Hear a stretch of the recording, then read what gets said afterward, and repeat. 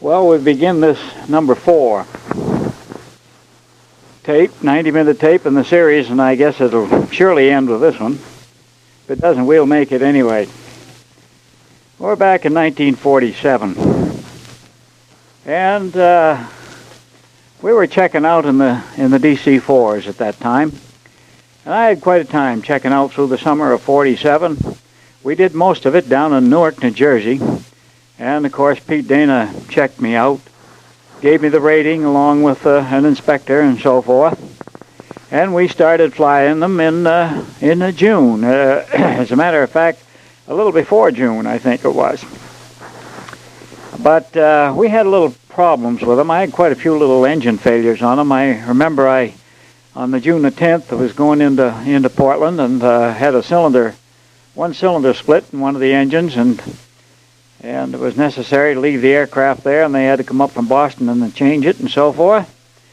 And on the 27th of June, I noticed that we had a fire warning in number 4 engine, and I had to pull the firewall shut-off valve and feather the engine and return to LaGuardia, and of course I pulled the extinguisher. And by George, on July the 4th, on the 4s, I blew another cylinder head, landing at Portland. I had 60 passengers on and so forth.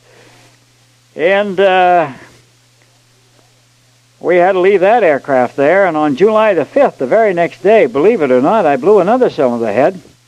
It was fairly near Portland. All of a sudden, the prop began to jump. We was right in the cockpit, and I heard this bang, and the propeller control for increasing and decreasing the pitch began to jump back and forth. And I looked out the window and I could see the smoke pouring out there and the hood coming of the cowl shaking a little bit. So we feathered that engine and put it in there. So that was quite a few engine failures there on the DC-4 that I had right at the beginning of it and so forth. Well, we started really in September. We were back on the 3s. Flying them, and it was the time of the forest fires in Maine, in October, I guess it was. And my soul, the visibility all up through this area in Portland and Lewiston and Augusta was reduced down to about a half a mile. We had tremendous forest fires, and it was at that same time that Bar Harbor burned. And we flew hose, I know, on one trip up to Portland, for the use of them in fighting fire during that little period and so forth. So we kind of alternated through that time until a little later between the 3s and the 4s. We flew 3s some and we flew 4s some. Now in 1948, Father was becoming very ill. He would have attacks, terrible, painful attacks in the pit of his stomach. And he would shake and shiver, have severe chills, high fever, and then later on he would turn all yellow. And the doctor said that he had the stoppage of the gallbladder and so forth, and they diagnosed it finally as cancer of the gallbladder. And he couldn't eat and keep anything down on his stomach, and he got thin. My soul, he was a fellow that weighed 210, 215 pounds in his good days, and he went down to, I think it's around in the 90s and 100s and so forth, pretty drawn. I was flying back and forth to Presque Isle then, and he was taken to the hospital. Mother couldn't take care of him, of course, and they took him down to the Aroostook Hospital and put him in a room there and so forth. And I know when I'd come through Halton, I used to get out of the aircraft and call Mother up on the telephone to see how he was making out. And the children and I made a trip or two up there during that 3-week period while he was in the hospital to see him when we went into the room and talked with him and so forth. But the end was very, very close. And I know I was on an overnight up in Presque Isle with Charlie Leedman as a co-pilot. And I had a sneaking suspicion that he wouldn't last too long. And coming through Halton that day in April, George was out there to meet the aircraft. And I thought, that's kind of funny. Father used to come out quite frequently and see me in Portland, in Halton, and we'd have a little chat and so forth. And I could see that George was upset. He'd been evidence of crying and so forth. His eyes were a little bit red, and he didn't say anything. Oh, he said he's coming along with the ends. Doesn't look like it's too far away. Well, actually, he died about 3 or 4 o'clock that morning. And they didn't want to tell me because I was flying and so forth, but I knew pretty well that it had taken place. So we get back to Winchester, and I turned around, and I think Raymond come up, and we drove up to the funeral. Anna, let me see. No, Anna didn't go up because she had had a problem. I don't know whether it was a miscarriage or just what it was, but she'd had a problem there, and she couldn't attend that. I'm going to let her make a tape anyway a little bit later, and she can fill all the incidentals of what went on with the family. This is kind of more or less with the aircraft and so forth. Now, somewhere along here, we got the Convair 240. And that was a beautiful aircraft. It had electric props and full reversing, pressurization, automatic doors and so forth to let the passengers in and out. And it was really seemed like quite a step forward. And it was a fast little airplane too. We cruised at about 200 and, seemed to me, it was around 230 or 40 miles an hour. We was on miles per hour then instead of on knots. And I enjoyed flying that very much. We had a few problems with it and so forth. And with the pressurization particularly. And somewhere through this area, I'm not quite sure of the dates because I've lost some of my logbooks or mislaid my logbooks through part of the 50s and the last part of 49 and 50 here. So I'm not quite sure of that. But anyway, long about then that we had well, let me say first, Tommy was born. Thomas Alexander Cumming was born to us in Winchester on May 10th, 1951. And, well, that kind of stirred things up in the family a little bit. It changed the water on the beans, let's say.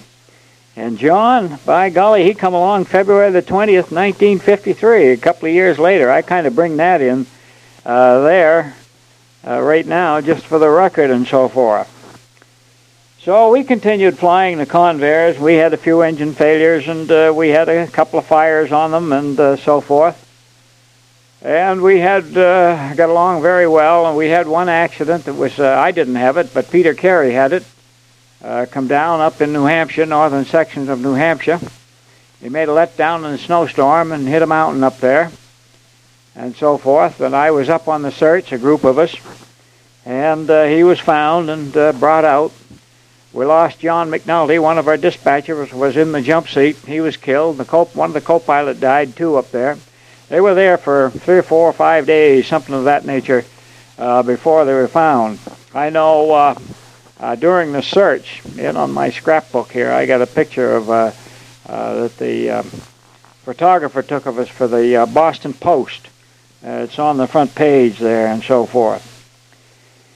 Well, in 1954, along in through there, I became a check pilot, and also was assistant chief pilot for a time, and then operated as a chief pilot while George Steers was in the hospital. And we didn't particularly care too much for that, but we did a lot of work and checking out and hiring some of the other boys and so forth. And let me see now. Yeah, it was about that time in 1956, right around in there, we started the first line checks. The FAA wanted line checks given to all the pilots. And I was the first line check pilot that they ever had, so I had to kind of make up my own curriculum, so to speak, and see what we would give the boys, and it was an instructive deal that I went through. And there was a lot of things that we knew about the 240 and the DC-6 that we learned as time, DC-4 as time went on. And we gave the news to them and little problems and see how things went and so forth. And they gave a lot of 6-month checks through there, too. Well, along in 1956, we got the Florida run and went into DC-6Bs. And those were brand new aircraft, and boy, they were beauties. We thought those were terrific. Enjoyed flying those very, very much. We get checked out in them without any problem. And we flew down through the Florida run, and on that Florida run, we would just had time enough to fly one way. So we left here. I had a schedule leaving here at 7 or 8 o'clock in the morning. We'd fly into Florida and get down there about 2 or 3 in the afternoon. And we'd have the rest of the afternoon that evening laying around the motel in Florida in the sun and the swimming pool and so forth. Kind of good. And then we left the next morning and come back to Boston. Well, that all changed a little later on when we got jets. And it was around 1960 that we went to jet school out in Kansas City under the auspices of Transworld Airlines, TWA. A whole group of us went out there, Shorty and Anderson and myself and Shavs, and I don't think Holman went. I think he was out on the sick leave, but Pinky Schofield, George Newhouser, there was quite a group of us went out. And it was some course. It was a 3-week course, very, very concentrated. We started working, going to school at 8 o'clock in the morning, 8:30 it might have been, but I think it was 8. And we run right straight through until 4 or 4:30, with a break, of course, for lunch and a coffee once in a while and so forth. And the jet was a very complicated aircraft. I'd never really seen one up close or been into one. And we had mock-ups in the classroom which showed how the pressurization worked and how the turbines, jet engines worked. And, of course, we went into different instruments altogether than I ever heard or knew about. We went from miles per hour airspeed into Mach numbers. We went into cruise problems of figuring gas at the top of the fuel at the top of the climb. And the altitudes, of course, were up around 36,000 feet. I'd never been up that high in my life. Never been over, I guess, about 14,000 before that, flying up in the Atlantic. And we had to prepare for emergency descents and when we had depressurization, we had to drop the gear and pull up the spoilers a little bit and make a tight circle there and head down for the Earth at 350 miles an hour, 350 knots then. It changed to knots. And till we get down to 14,000 feet where the oxygen was and so forth. It was quite a process. And we come back to Boston, and then we flew back here in the airline just about long enough so that we forgot all that we learned in school. And then we went back out on the 5th of November in 1960 to the simulator.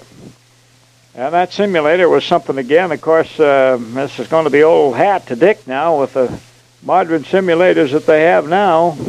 The old 880, of course, we thought that was out of this world. You couldn't believe it.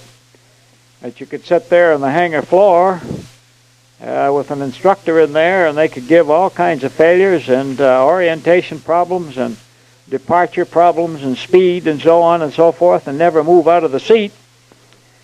Well, we took about 16 hours there. Matter of fact, I think it was 16 hours and a half in the simulator.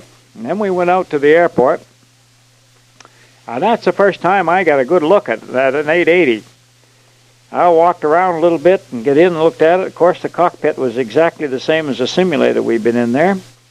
And we started our training. And my first ride in it was around the 14th of November, I think it was. And we got about 14, 15 hours in the aircraft and so forth. And I liked the aircraft. It was a beauty to fly. It was real fun and quite different. And there was a lot of things to learn that was different. And they thought I was ready for the test, which I guess I thought I was myself. So I took the test on the 30th of November.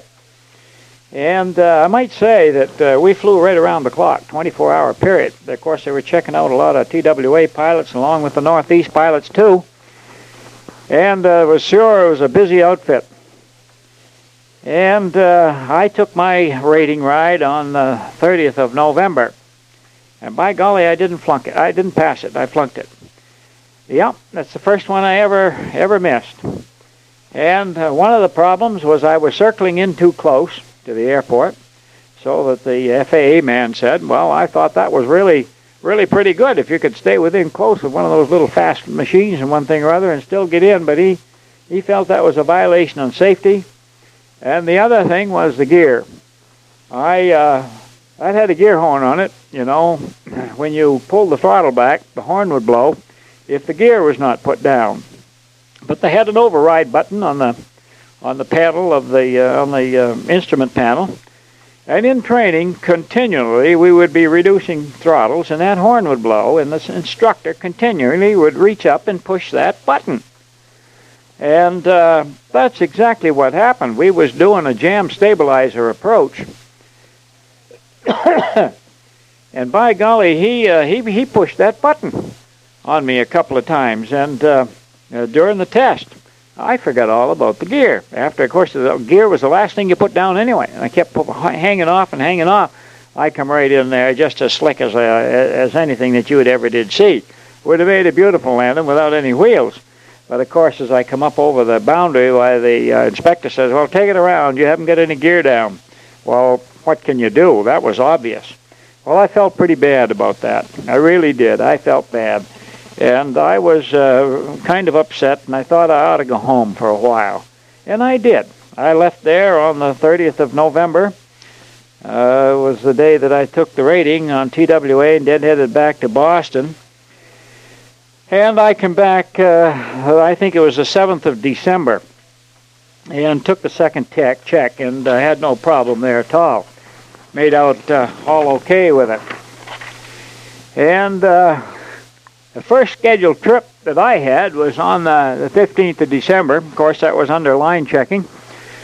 And on the 16th, I had a chap from TWA, Captain Orr, was doing the checking. And Jimmy Baker and Bob Smythe were with us there. They were the co-pilot and flight engineer. And boy, I'm telling you, a cold front had just gone through Boston, and we were coming up from Miami. And it was rougher than the dickens. And the only runway open was runway 4 at Boston. And that gave us and the wind was around 25 knots gusty.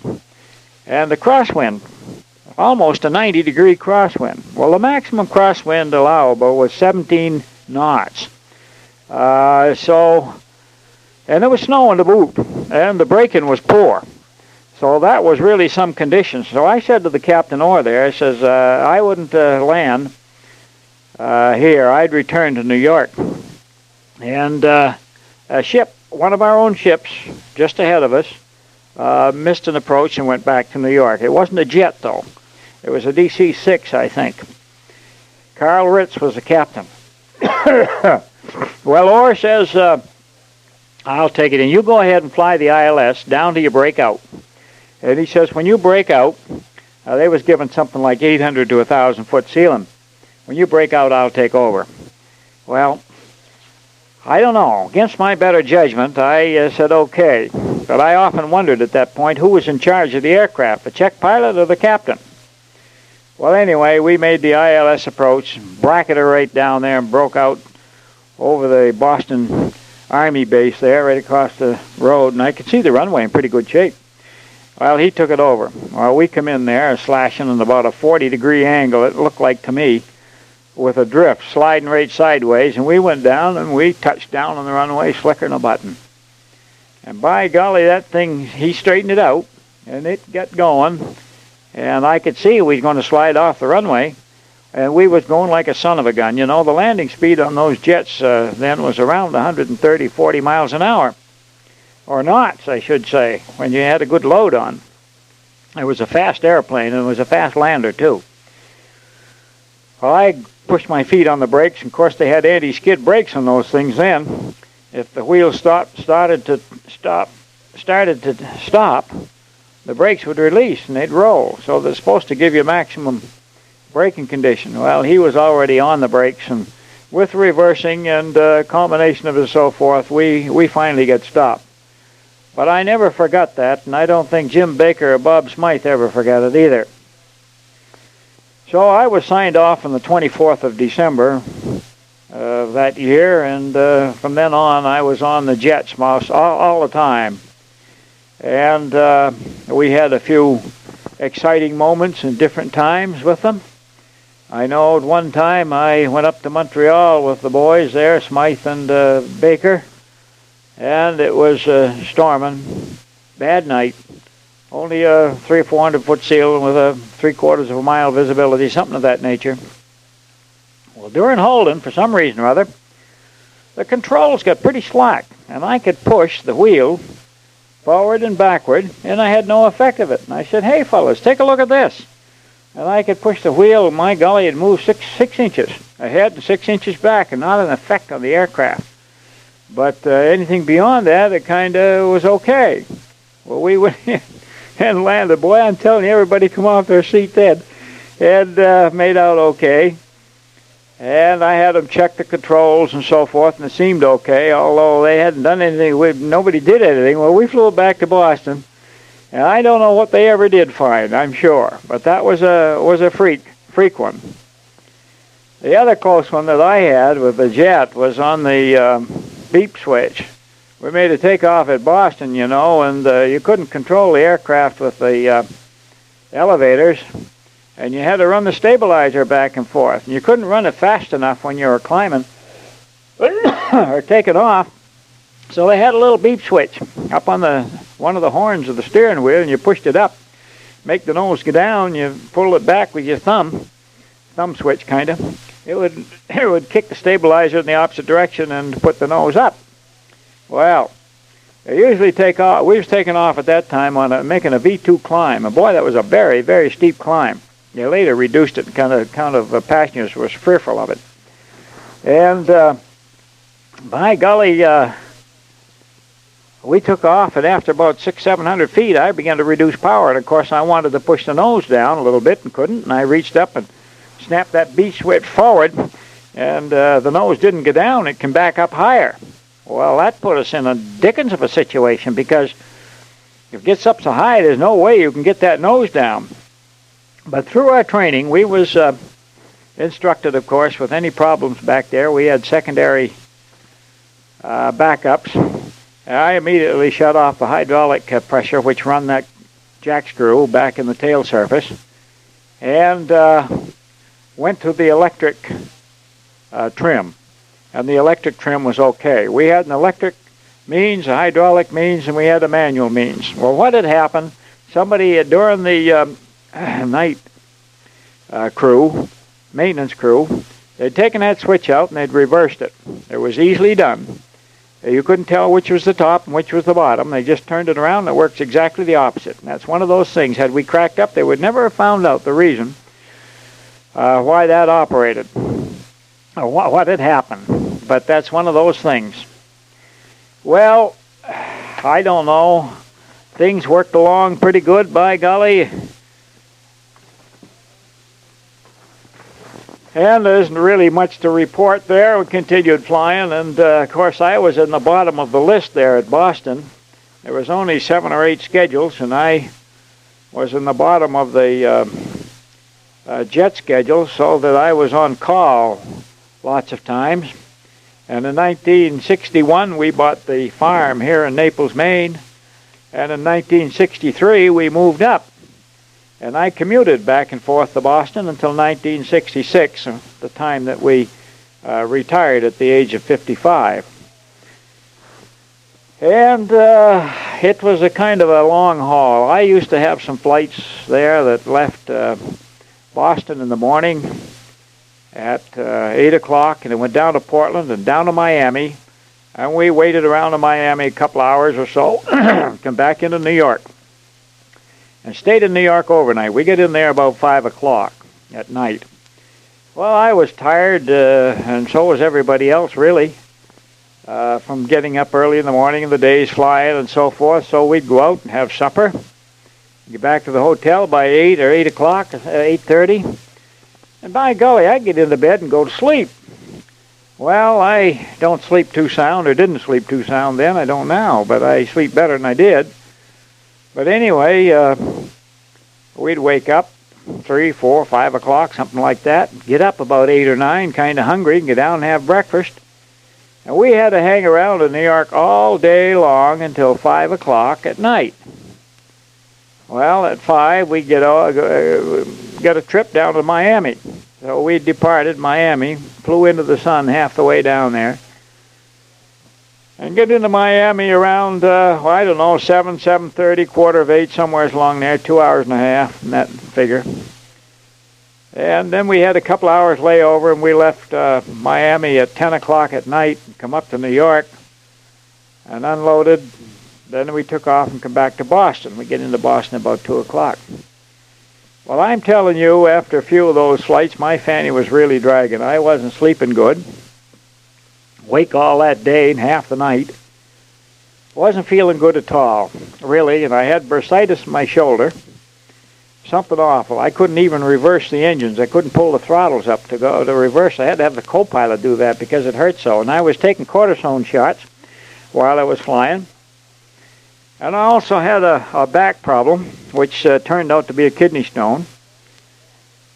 And the airline itself was down, too. And at the age of 55 and everything, it all seemed to me as though it would be a pretty good time to get out of there. I'd go up and get out of the rat race and live on the farm and so forth. And that is exactly what we did in 1966.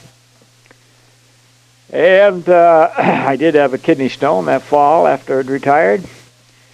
But the boys, Tom and John, were here at that time. Well, Ann was too. I think she went into taught in at Mercy Hospital there for a while before she took off for Philadelphia. And we enjoyed the farm. We raised vegetables, and the boys were great workers, and I had a wonderful time with them. I guess they didn't enjoy it too much, but I kept pretty busy carrying rock from one side of the road to the other, doing something to keep my mind off from the fact that I'd retired and lost a darn good income. And also missed the association with the fellows that we had been acquainted with for 25 or 30 years, and enjoyed their companionship to a great deal. So it was quite a change, really, psychologically, and we made the change anyway.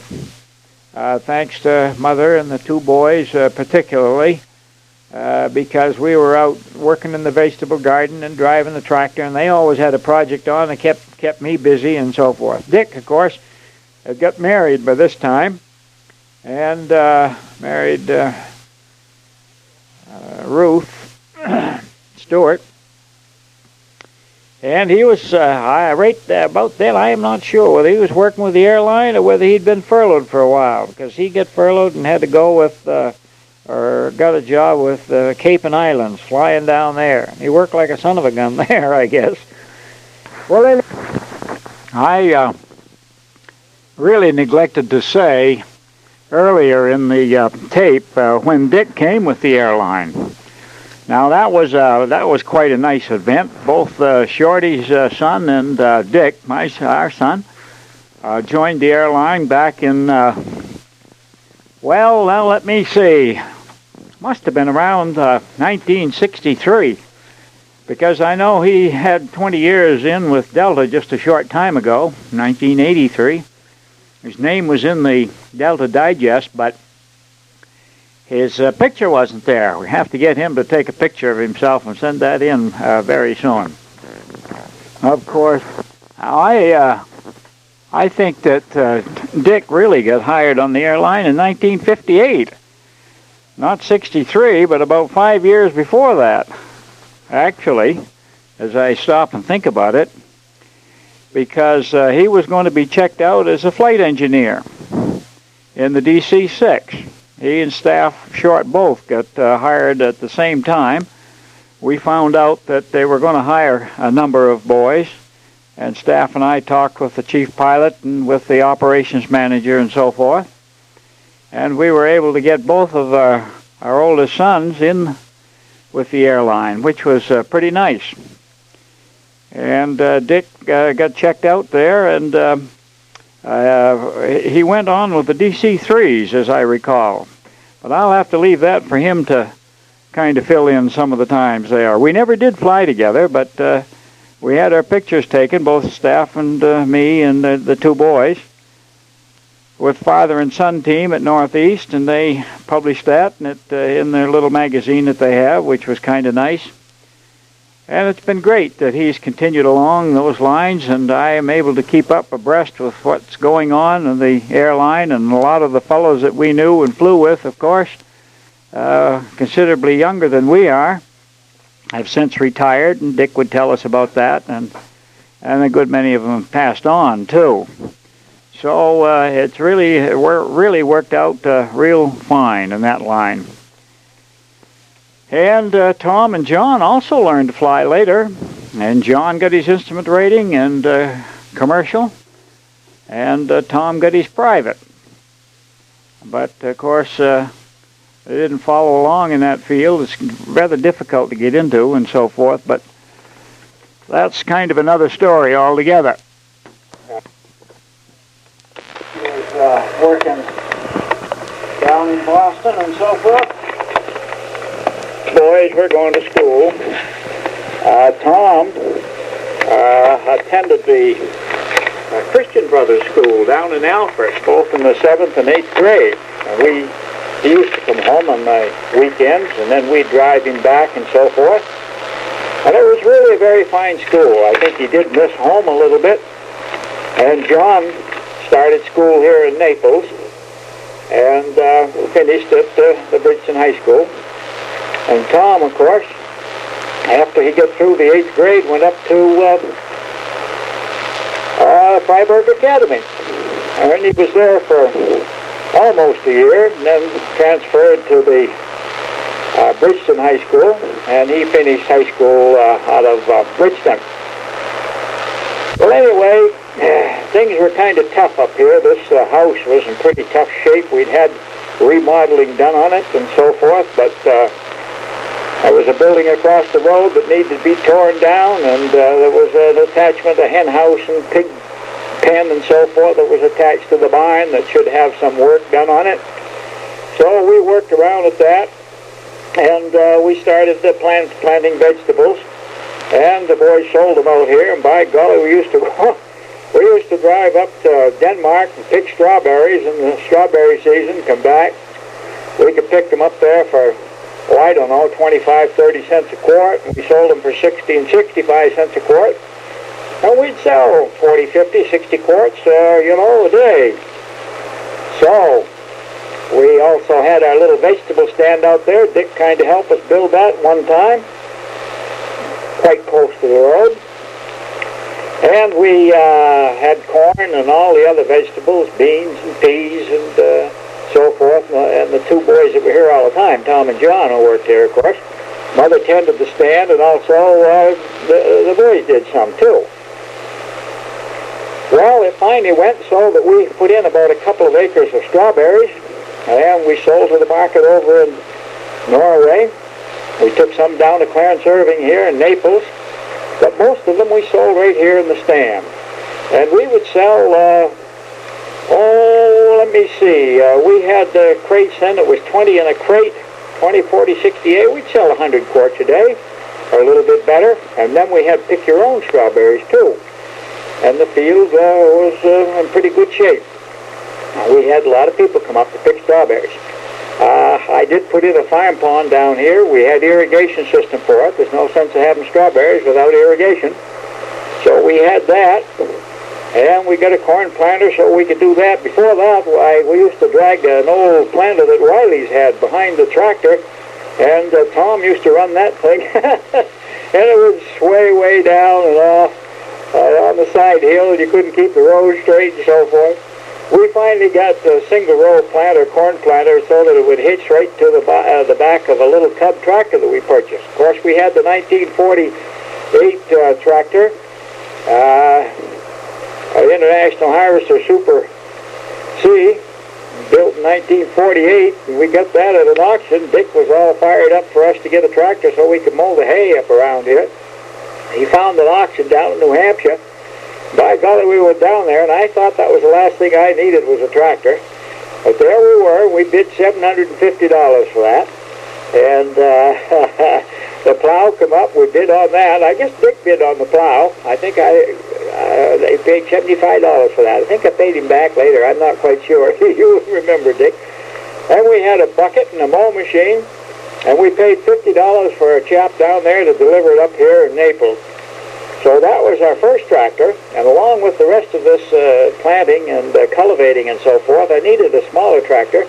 So we went over to Twitchell's and bought a little Cub, International Harvester Cub. It's a dandy little tractor, just as good as the day it was built right now, sitting out there in the barn. And we could plant our corn, and we could also trim, and it had a mow machine we bought later, and we could work with that. So we did very well. So selling on the side of the road. My mother attended the stand, and a little later on we started selling flowers. I built a glass greenhouse out here. And by golly, we sold all the flowers that we could raise. So we thought we'd kind of enlarge a little bit, and it would also increase our money for intake for the year and the length of the time that we would be selling. So we bought a greenhouse, 60-foot greenhouse from, what is his name, Griffin's, down in down in Boston area there. And it came, and we put it up. I dug all the holes around there, put cedar poles in it, and old Doug McNutt, he used to come up. Now, he's a fellow that was up at Halton, and he was about 84, 85 then. He used to come up, and he was very well acquainted with Bill and some of the boys. Of course, I never knew him when he was up there because he was so much older than me. But he used to come up anyway and sit in a chair while John and I was working on the greenhouse. Every time he'd come home from school, of course, I always had something for him to do. Tom, of course, was down to Alfred. And we got that greenhouse up, and it looked immense to me.